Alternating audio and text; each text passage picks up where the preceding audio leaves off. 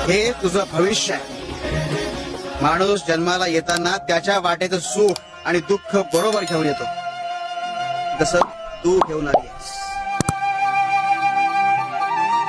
आणि तू तुझ्या वाट्याचं दुःख हे भोगून संपवलंयस.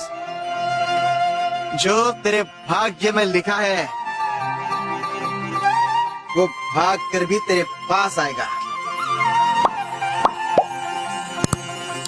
और जो भाग्य में नहीं लिखा है वो आकर भी भाग जाएगा.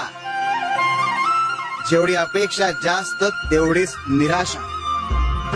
आणि कर्मावर विश्वास ठेवशील तर अपेक्षेपेक्षा जास्तच पदरी पडेल. तुझ्या वाट्याचं सुख तुला मिळणार.